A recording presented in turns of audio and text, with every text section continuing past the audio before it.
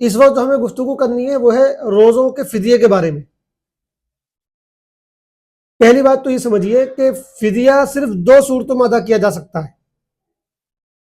ایک تو یہ کہ کوئی شخص عمر کے اس مرحلے میں پہنچ چکا ہو، یعنی بڑھاپے میں پہنچ چکا ہو، جس عمر میں پہنچنے کے بعد انسان کے لیے روزہ رکھنا بہت مشکل ہو، ناممکن ہو۔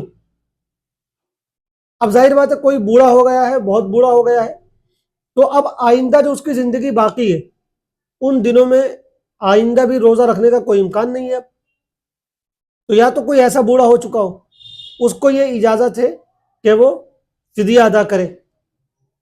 دوسرا، کوئی ایسی بیماری میں مبتلا ہو جس بیماری کے اب بظاہر ٹھیک ہونے کا کوئی امکان نہ ہو۔ کوئی ایسی بیماری ہے، مان لیجیے کسی کو سانس کی دمے کی بیماری ہے، استھما جس کو بولتے ہیں، تو عام طور پر یہ بیماری ٹھیک نہیں ہوتی ہے۔ یا کسی کو شوگر ہے، بڑے ہائی لیول کی شوگر ہے اور وہ روزہ نہیں رکھ پائے گا، تو بظاہر یہ ہے کہ اب آئندہ بھی شاید وہ بیماری ٹھیک نہیں ہو پائے گی۔ تو اگر کوئی اس طرح کی بیماری ہے جس میں اس کو یہ لگ رہا کہ آئندہ ٹھیک نہیں ہو پائے گی، تو ایسی بیماری میں فدیہ دیا جا سکتا ہے بس۔ اور اگر کوئی ویسی بیماری ہے جو 2-4 دن، مہینے 2 مہینے رہے گی پھر ٹھیک ہو جائے گی انشاءاللہ، ایسی بیماری میں فدیہ نہیں دیا جاتا ہے، یاد رکھیے گا۔ ایسی بیماری میں روزہ آپ چھوڑیں گے، روزہ رکھیں گے نہیں، مجبوری ہے، لیکن جب بھی آپ ٹھیک ہو جائیں گے تو پھر آپ روزے کی قضا کریں گے۔ بعض لوگ یہ سمجھتے ہیں کہ اگر رمضان کے مہینے میں وہ بیمار ہو گئے، کوئی بڑی بیماری ان کو پیش آ گئی، تو وہ سمجھتے ہیں کہ وہ بھی فدیہ دے دیں۔ وہ فدیہ نہیں دے سکتے۔ آپ جب بیمار ہیں تو روزہ نہ رکھیں، جب آپ ٹھیک ہو جائیں گے تو پھر آپ روزہ ہی رکھیں گے، قضا کریں گے جتنے بھی روزے آپ کے چھوٹے۔ تو ہم نے بتایا کہ صرف دو صورتوں میں آپ جو ہے فدیہ دے سکتے ہیں۔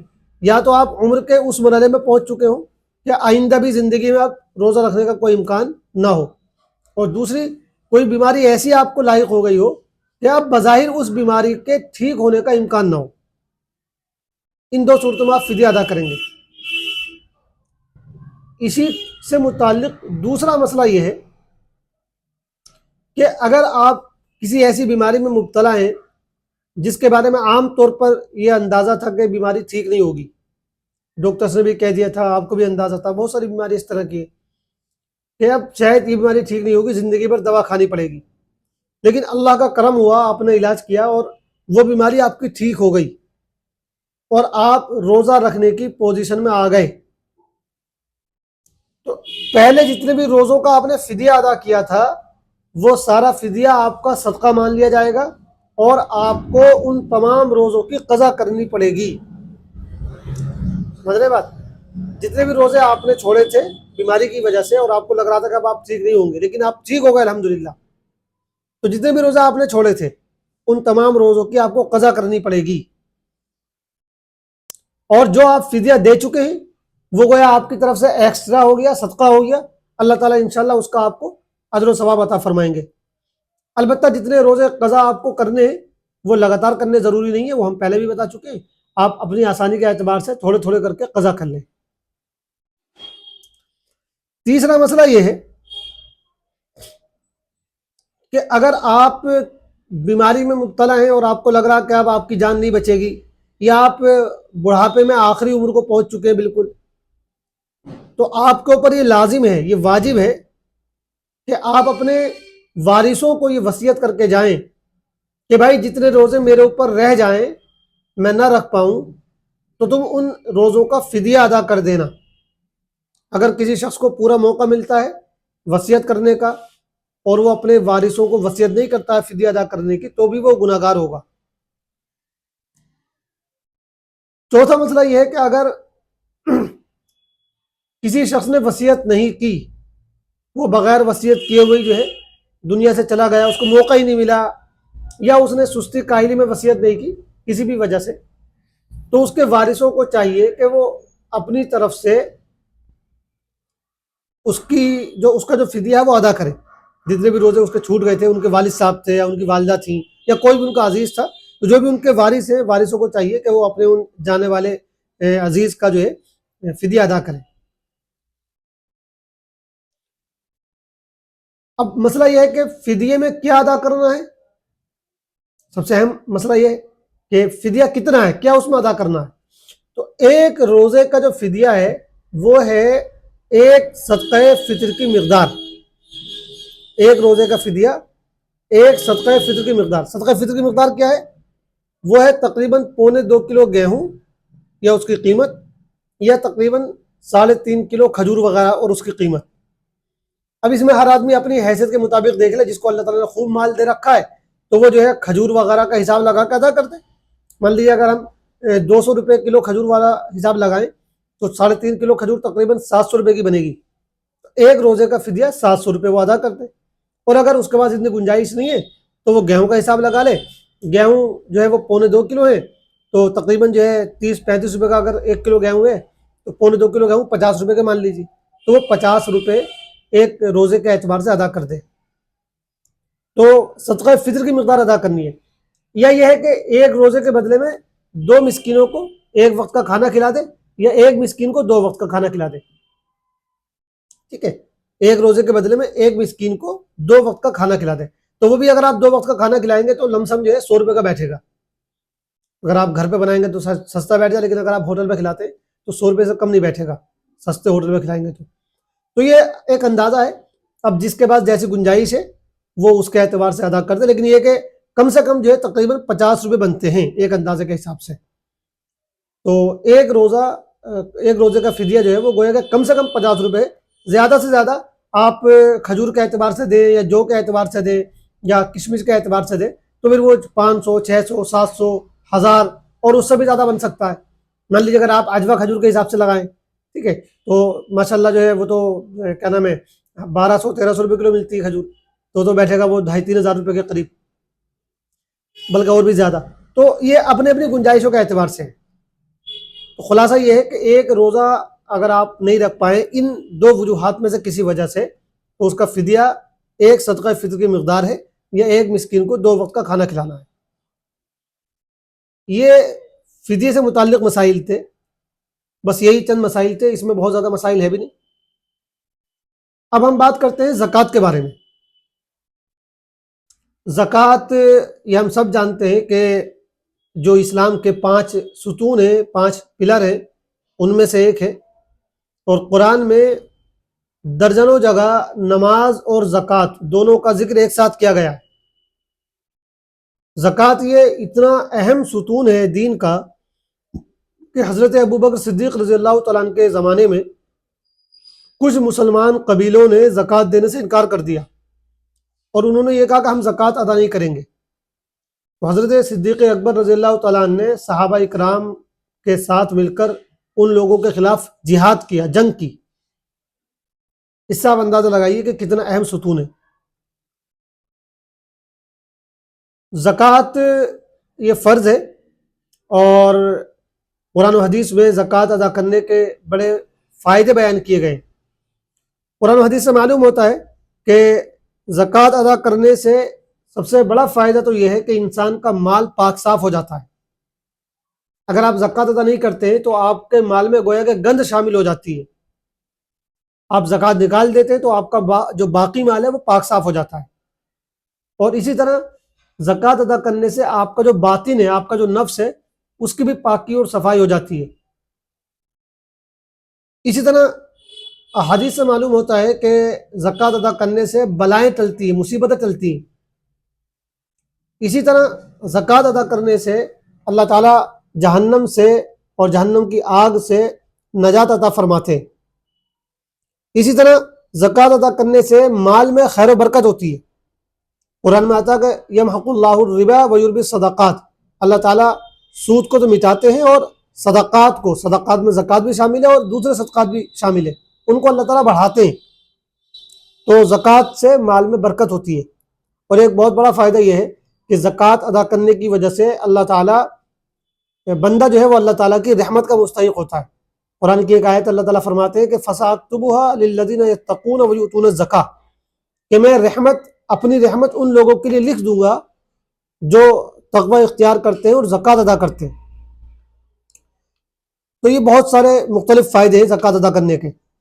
ظاہر بات ہے اس وقت ہم زکوٰۃ کے فضائل پر بہت زیادہ گفتگو کرنا نہیں چاہ رہے، بس 1-2 چیزیں سن لیجئے زکوٰۃ ادا نہ کرنے پر کیا وعیدیں ہیں ان سے متعلق.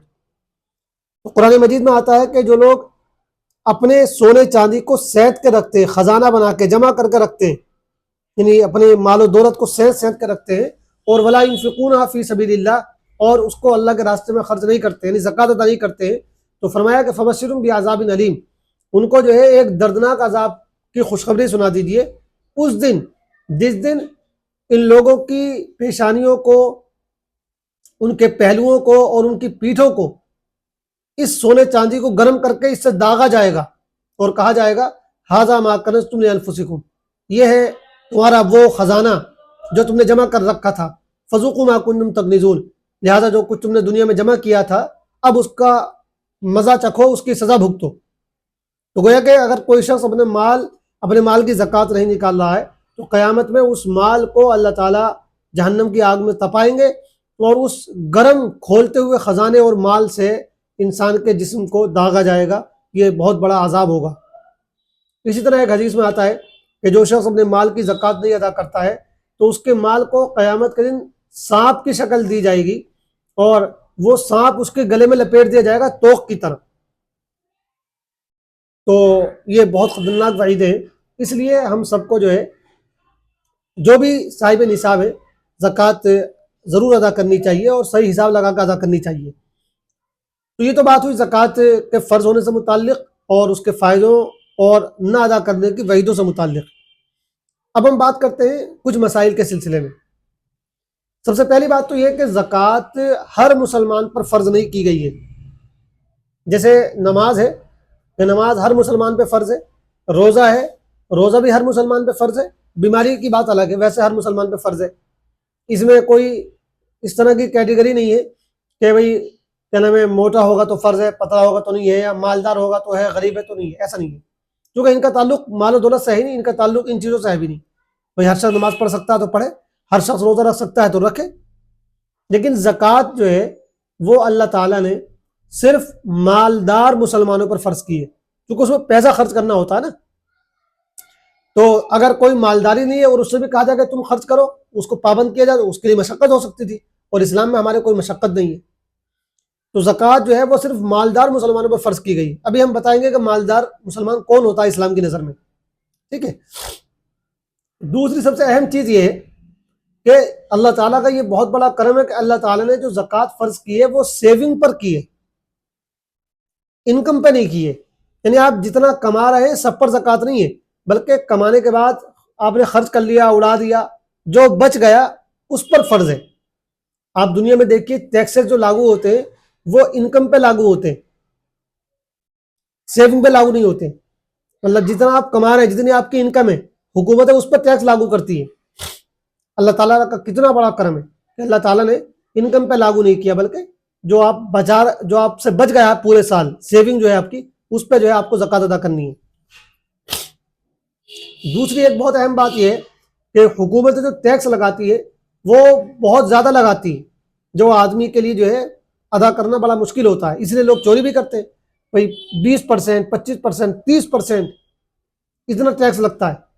اب اگر آپ نے 1,00,000 روپے کمائے اور 30% آپ کو ٹیکس دینا ہے تو بھائی 30,000 روپے تو آپ کے چلے گئے، تو بچا گیا آپ کا، تو آپ نے وہ ہے کہ 70 ہی کمائے۔ اللہ تعالیٰ نے جو زکوٰۃ کی رقم طے کی ہے، فرض کی ہے، وہ بہت معمولی سی ہے۔ اگر آدمی دینا چاہے تو کوئی بھی مشکل نہیں ہوتی۔ 2.5%، 100 روپے میں 2.5 روپے، 1,00,000 روپے میں 2,500 روپے، کتنی معمولی سی رقم ہے۔ اگر کوئی دل کا بالکل ہی کنجوس ہے تو اس کو تو بوجھ لگے گا، لیکن اگر کوئی دینا چاہے اور سوچے کہ مجھے ادا کرنی ہے تو 2.5% کوئی بھی زیادہ نہیں ہے۔ اس لیے کہا جاتا ہے کہ زکوٰۃ جو ہے وہ خوش دلی سے ادا کیا کرو، بوجھ سمجھ کے مت ادا کیا کرو۔ اور اسی طرح جس کو آپ زکوٰۃ دے رہے ہو اس پر احسان مت جتلاؤ۔ یہ مت سوچو کہ آپ نے کوئی بہت بڑا تیر مار لیا ہے، آپ نے اس بندے پر بہت احسان کر دیا، بلکہ یہ احسان مانو کہ اس بندے نے زکوٰۃ لے کر، آپ کی رقم لے کر، گویا کہ آپ کو آپ کے فرض ادا کرنے کا موقع دیا ہے، وہ آپ کا ایک طرح سے محسن ہے۔ یہ نہیں کہ آپ نے جس کو زکوٰۃ دے دیا پوری زندگی یا پورے سال جو ہے اس کو اپنے سے کم سمجھو اور اس پر احسان جتاتے رہو، اس کو آنکھیں دکھاتے رہو، اور اس بات کے خواہش مند رہو کہ جب بھی آپ جائیں تو وہ آپ کو سیلیوٹ کرے، آپ کو سلام کرے، آپ کو دیکھ کر کھڑا ہو جائے، آپ کی عزت کرے، آپ کسی کام کو کہیں تو وہ کام کر دے، منع نہ کرے. اگر آپ یہ سوچ کے زکوٰۃ دے رہے تو گویا کہ آپ زکوٰۃ نہیں دے رہے. زکوٰۃ جس کو بھی آپ دے رہے اس کو یہ نہ سمجھے کہ آپ نے اس پہ کوئی احسان کیا ہے. تو یہ کچھ بنیادی باتیں تھیں. ہم نے ذکر کیا کہ زکوٰۃ جو ہے اسلام نے مالدار مسلمانوں پر فرض کی ہے. تو مالدار مسلمان اسلام کی نظر میں کون ہے؟ ایک تو دنیا میں مالدار، بھائی دنیا میں تو مالدار کروڑ پتی لوگوں کو سمجھا جاتا ہے. اب تو لاکھ پتی لوگ بھی مالدار نہیں سمجھے جا رہے ہیں نا آج کل تو. لیکن اسلام کی نظر میں مالدار کون ہے؟ اچھا ایک چیز اور بھی ہے بس 1 منٹ کی، وہ یہ کہ اسلام نے زکوٰۃ کو جو فرض کیا دراصل اس میں جو تصور دیا ہے ہمیں مال کے بارے میں، وہ تصور یہ ہے کہ مال وہ تمہارا نہیں ہے، بلکہ مال تو اللہ کا دیا ہوا ہے. مال کے مالک تم نہیں ہو، مال کا مالک تو اللہ ہے. یہ اسلام کا تصور ہے. اللہ نے تمہیں مال دیا ہے بطور امانت کے، لہذا جب اللہ تعالیٰ واپس مانگ رہا ہے اس کا تھوڑا سا حصہ، تو تم اس کو واپس کر دو. تمہیں واپس کرنے میں کوئی بھی پریشانی نہیں ہونی چاہیے. تو اس لیے جب آدمی یہ سوچے گا کہ مال میرا ہے ہی نہیں، مال تو اللہ کا ہے، تو اس کو زکوٰۃ ادا کرنے میں کوئی پریشانی بھی نہیں ہوگی. تو ہم بات کر رہے تھے کہ مالدار مسلمان کون ہے اسلام کی نظر میں. اسلام کی نظر میں مالدار مسلمان وہ ہے جس کے پاس نصاب کے برابر مال ہو. اب یہ جو نصاب ہے نا، یہ لفظ بار بار آئے گا تو اس کو آپ اپنے ذہن میں یاد رکھیے گا. نصاب کا مطلب یہ ہے کہ اسلام نے ایک مقدار طے کر دی ہے. وہ مقدار کیا ہے؟ وہ مقدار یہ ہے کیونکہ اس زمانے میں سونے اور چاندی کی شکل میں چیزیں طے ہوتی تھیں، تو اس زمانے میں حضور پاک علیہ السلام نے سونے اور چاندی کی شکل میں جو ہے چیزیں طے کر کے بتائی تھیں. تو وہ مقدار یہ ہے کہ 7.5 تولے سونا یا 52.5 تولے چاندی. اگر ہم اس کو گرام میں بات کریں تو 52.5 تولے جو چاندی ہے وہ تقریباً 612 گرام بنتی ہے. تو 612 گرام چاندی اور 87 گرام 87 گرام سونا، یہ اگر کسی کے پاس ہے تو یہ وہ مقدار ہے جس کو اسلام نصاب مانتا ہے. اس کو نصاب کہا جاتا ہے. تو یہ یاد رکھیے گا جب بھی ہم ذکر کریں کہ بھئی صاحب نصاب، صاحب نصاب، تو صاحب نصاب کا مطلب ہوتا ہے کہ جس کے پاس اتنی مقدار ہو، جو اتنی مقدار کا مالک ہو، تو اس کو نصاب کہا جاتا ہے. تو اسلام یہ کہتا ہے کہ جو لوگ صاحب نصاب ہیں ان پر زکوٰۃ فرض ہے، اور جو صاحب نصاب نہیں ان پر زکوٰۃ فرض نہیں ہے. ابھی جب ہم نے نصاب کی مقدار آپ کو بتائی کہ 7.5 تولے سونا یعنی تقریباً 87 گرام سونا یا 52.5 تولے چاندی یعنی 612 گرام چاندی.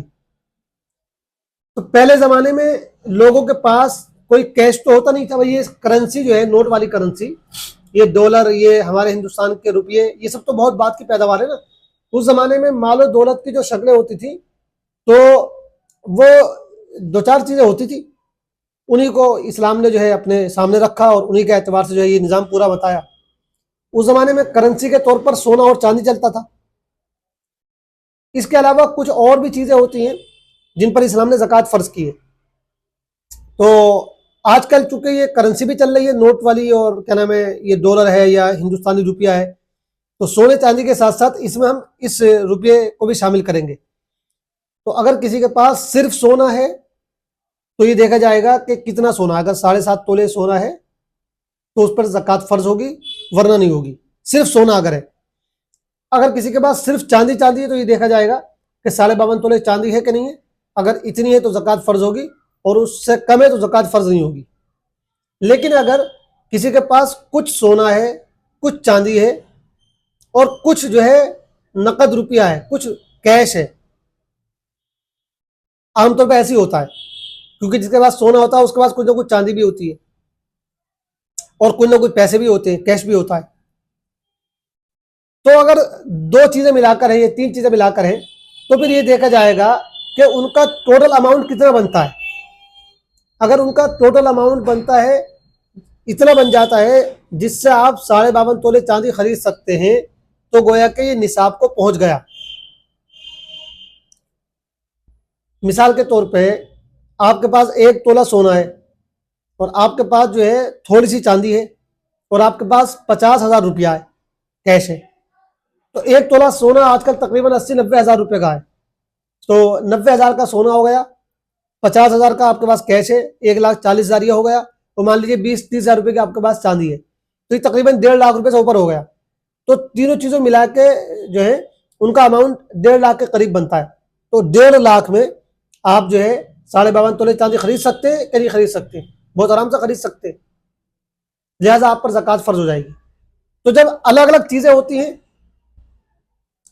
ٹھیک ہے، صرف سونا ہوتا ہے تو 7.5 تولے سونا پورا ہونا ضروری ہے، صرف چاندی ہے تو 52.5 تولے چاندی ضروری ہے، اور اگر دونوں چیزیں مکس ہیں اور ساتھ میں کچھ کیش بھی ہے تو پھر یہ دیکھا جائے گا کہ جو چاندی ہے 52.5 تولے چاندی، اس کے برابر اماؤنٹ بیٹھ جاتا ہے کہ نہیں بیٹھ جاتا ہے۔ یا مان لیجیے کسی کے پاس سونا بھی نہیں ہے، چاندی بھی نہیں ہے، صرف کیش ہے، تو اگر اتنا کیش ہے جس سے آپ مارکیٹ سے جا کے 52.5 تولے چاندی خرید سکتے ہیں تو پھر آپ پر زکوٰۃ فرض ہو جاتی ہے۔